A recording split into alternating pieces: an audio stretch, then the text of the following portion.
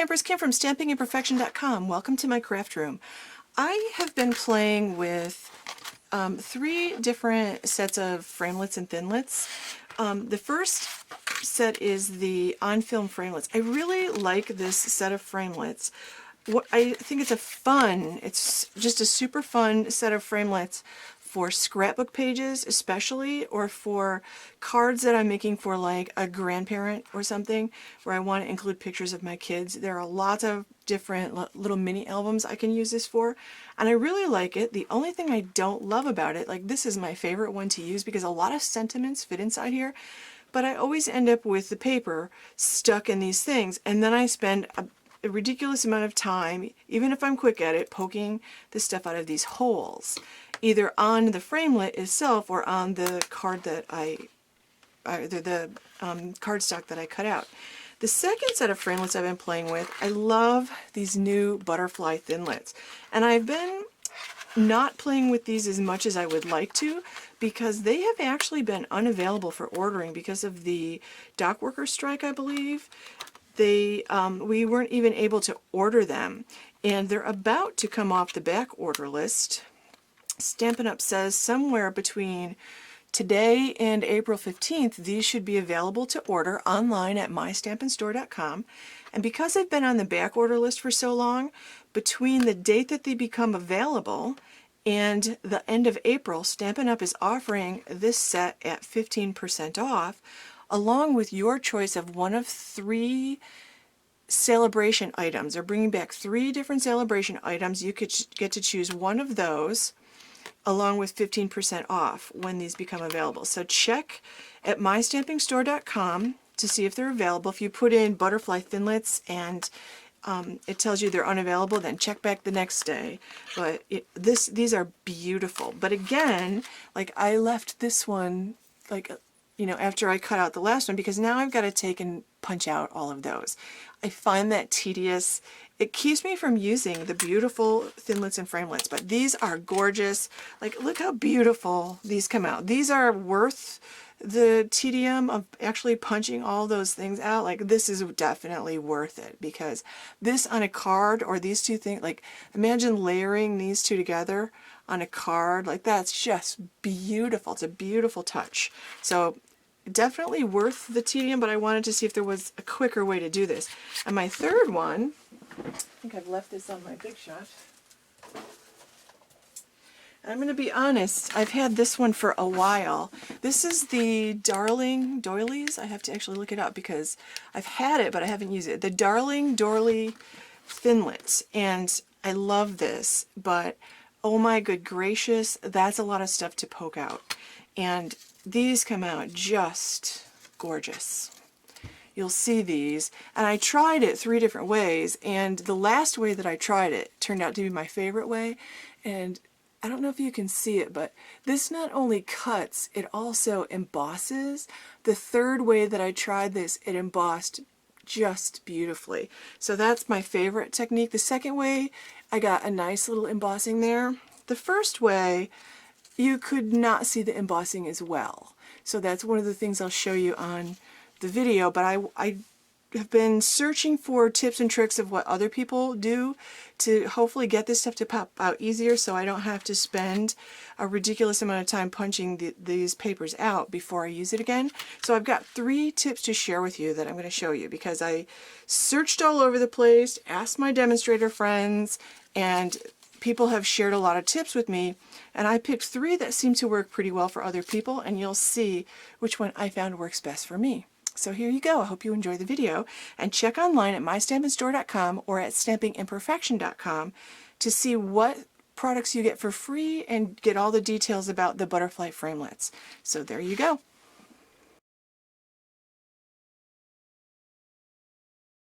A bunch of demonstrators said that they do this and it really works. I want to try it. So they say to take your magnetic platform, take a cutting plate, then they say to take a dryer sheet, and they say to use a new dryer sheet, not a used dryer sheet. I don't know why that makes a difference, but it must be whatever they coat this dryer sheet with. And so they say to take that dryer sheet and put a new dryer sheet down. Then take your designer series paper or your cardstock, whatever it is you're going to use, and put your framelit down, or your Thinlet. This is a Thinlet, not a framelit. And then, oops, sorry. So I've got my designer series paper. Then I'm going to put a piece of wax paper on top of that, and then I'm going to put my Thinlet. So I've got magnetic platform, cutting plate, dryer sheet, new dryer sheet, paper, wax paper, Thinlet, and then you need your top cutting plate. So I'm going to put that down, and I'm going to cut through. I'm going to come back through like that. And let's see if this tip really does work. I would love this tip to really work, because it would save so much time, and I would enjoy using the framelit so much more. Oh my gosh, it's really a lot better than it was. Look at this. I'm peeling this off, and I'm left with all the parts of this. Look at that. That really did work. Isn't that amazing? I don't have to spend a whole bunch of time. I can make a whole bunch of these at once. Now, I still am going to have to take my paper piercer and clean out my Thinlet, but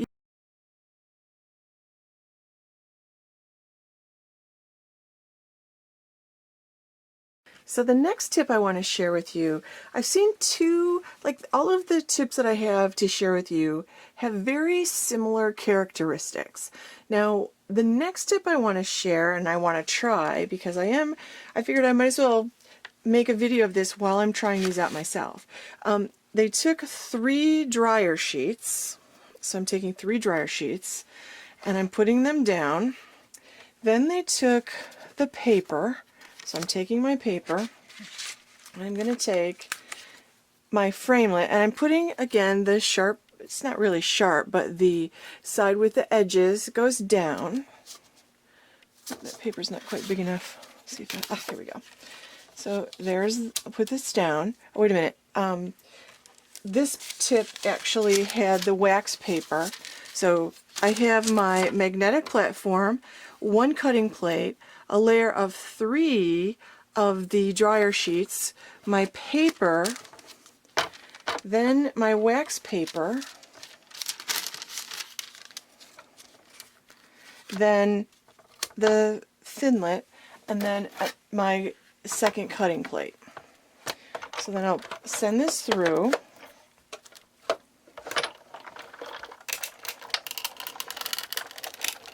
I gotta be honest, every time I saw somebody do these, they work perfectly. But trying them myself, I don't find any of these to be working as perfectly as they did for the people who showed it. So I don't know. I didn't see them really doing anything very much differently than I'm doing. Okay, so this came out pretty well. Actually, the only thing I have to do is I am going to have to take my, where did my paper piercer go? There it is. I'm going to have to take my paper piercer. The wax paper is stuck in here. And I'm still going to need to, like, all those holes are filled with wax paper. So that's okay. Now let's see. I'm removing this stuff. And now I'm going to peel up. Oh, this one worked pretty well. Although, still, it left a few of the things I'm still going to need to poke these out.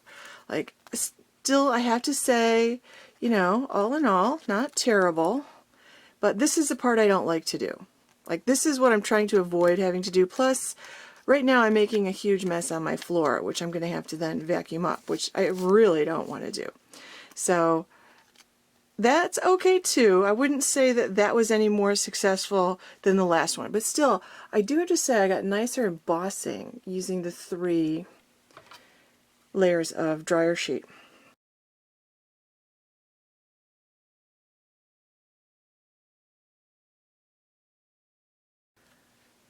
The final technique that I want to try, the final tip I want to try, actually seems like the easiest one of all, mostly because I don't have to deal with the wax paper. So this one just takes the magnetic platform, a cutting plate, and this cutting plate is getting, you can see it's getting quite warped. So I'm going to actually change this one for a flatter one. Let's try this one. This one's nice and flat, so I'll put one of my flatter ones down. Flatter is better, actually, anytime you're using the framelits or the thinlets. So it just involves putting the paper down, putting the framelit down, no wax paper, putting your second cutting pad down, running it through, just like this. And we know what's going to happen here. So this is all going to stick to the inside of this. And this looks like I'm going to actually run this through again, because when I held that up, I noticed that it's not even cut in some places. So one of the things that I don't know why I didn't do it this time, but you should run it back and forth. See how I just send it part of the way through and then like that? Let's see if that helped. Yeah, see, that's all cut and everything now. Now here's the next tip. They took 4 dryer sheets, and I'm going to just reuse the ones I already used, and I'll just put a 4th one, and then they folded it in half, so it kind of gives you 8 layers. And if this works, that's going to amaze me. Okay, I'm going to put this back down with the paper side down, put my second cutting pad on top, and I'll go through, and then I'll come back through this way. Now here's where the magic is supposed to happen on this one. Like, I have to prove it to myself.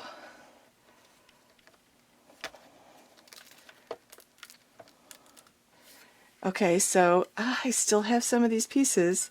Not too many, but I still have some pieces. Let's see here. Oh, this is like, it's like glued to the